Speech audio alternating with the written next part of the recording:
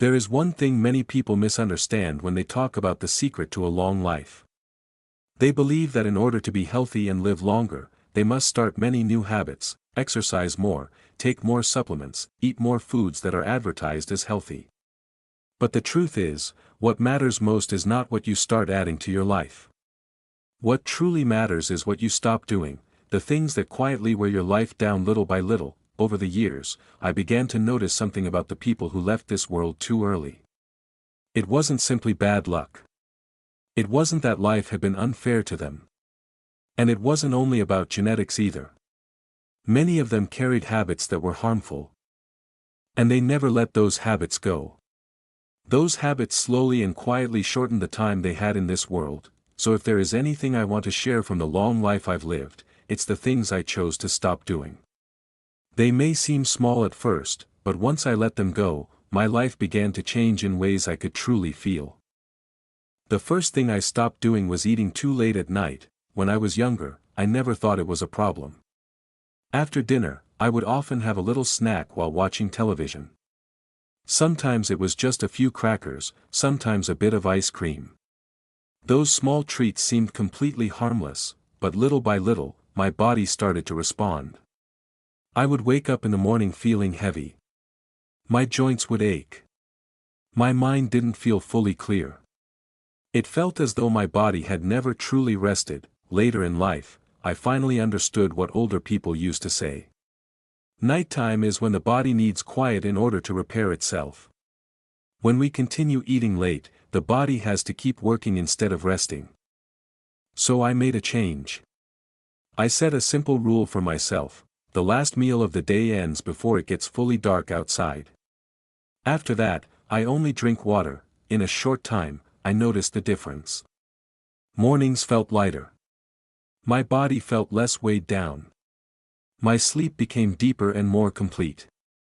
The second thing I decided to stop doing was arguing with people who have no intention of listening.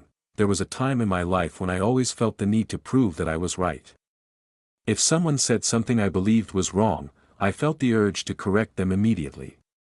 If someone held an opinion that seemed unreasonable to me, I believed I had to argue until they understood, but that never led to anything good. Arguments only made me tense. Some nights I would lie in bed replaying conversations from earlier in the day. I would feel angry, irritated, and unable to sleep peacefully. And what about the other person? Most of the time, they kept believing exactly what they believed before. One day I realized that trying to change everyone's thinking is impossible. Every person carries their own beliefs. Spending energy arguing only leaves you exhausted. From that point on, I learned when silence is wiser. When I hear something I don't agree with, I simply smile, nod, and let it pass. Protecting your inner peace is far more valuable than winning an argument. The third thing I stopped doing was sitting for too long during the day. Many people think that staying healthy requires intense exercise. But in truth, what matters even more is that the body keeps moving. I have never spent time in a gym. But I have always kept my body in motion.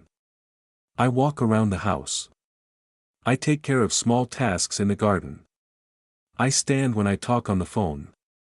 I handle small chores around the home myself. The human body is like the water in a small stream. When water flows, it stays clear. When it sits still too long, it becomes cloudy and stagnant. If a person spends most of the day sitting, the body slowly loses its vitality. But if you stand up and move regularly, the body maintains its flexibility and strength. The fourth thing I learned to let go of was holding on to resentment. In life, everyone experiences moments of hurt. I did too. For a long time, I carried anger towards someone in my family. It lasted many years. I didn't want to speak to them. I didn't want to see them. And in my mind, I believed I had every reason to keep my distance. But as time passed, I began to notice something. That person continued living their life. They slept well. They laughed. They went on with their days as usual. Meanwhile, I was the one carrying the burden every day. Resentment is like a heavy stone in your pocket. Others may not feel its weight. But you carry it everywhere you go. Then one day, I decided to let it go. Not because the past had changed, but because I no longer wanted to live with that weight inside me. When forgiveness appeared, a feeling of lightness came with it. The fifth thing I stopped doing was filling my mind with negative information before going to sleep. There was a period in my life when I watched the news every evening. Stories about violence, accidents, and conflict would pour into my mind right before bedtime. Then I would try to sleep, but my thoughts kept spinning with everything I had just heard. Eventually I realized that sleep requires a peaceful mind. Now when evening comes, I turn off the television early. I spend quiet time reading a few pages of a book, reflecting, or simply sitting and watching the sky as the sun sets. When the mind relaxes before sleep, rest becomes deeper. The sixth thing I learned was to stop trying to please everyone. For most of my life, I was always ready to help when someone needed something. If someone asked for my time or support, I usually said yes. I believed that was part of being a good person, but over time, I realized that always saying yes slowly drained my energy. My time became divided among too many things. My energy faded. And inside, I began to feel a quiet kind of exhaustion. Eventually I understood that sometimes saying no is necessary. When you protect your time and your energy, life becomes more balanced. The people who truly care about you will understand. The final thing I stopped doing, and perhaps the most important of all, was waiting to begin living.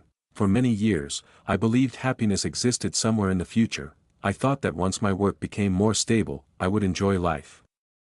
When the children grew up, I would finally have time for myself. When retirement came, I would begin doing the things I had always wanted to do, but life does not always follow our plans. Some dreams never become reality. Some people we believe will share those dreams with us are no longer there. That is when I understood something important. Waiting for the perfect time is a mistake. The only time we truly have is now. If there is something you want to do, begin while you still can. If there is someone you love, tell them while you still have the chance. Life does not promise tomorrow to anyone. After all these years, when I look back, I see that the biggest changes in my life did not come from adding more and more things. They came from having the courage to let go of what was harming me. Stop eating too late, stop arguing over things that lead nowhere, stop sitting still for too long, stop holding resentment in your heart, stop filling your mind with negativity before sleep, stop trying to please everyone, and stop waiting before you allow yourself to live. These things may sound simple, but living them requires a choice every single day. Each day gives us the chance to decide how we want to live. And sometimes the greatest gift we can give ourselves is letting go of the things that quietly steal our health, our time, and our peace. Life does not have to be complicated. Sometimes, simply stopping the things that should be stopped opens the door to living longer, living lighter, and living with greater peace. Thank you so much for watching until the end. If you found this video helpful, please subscribe our channel, like, share it with friends or loved ones who might need this information. We'd also love to hear from you. Leave a comment below with your thoughts or questions, and let us know what topics you'd like us to cover in future videos. Your feedback is incredibly important. It helps us improve every day. Thank you very much. See you in the next video.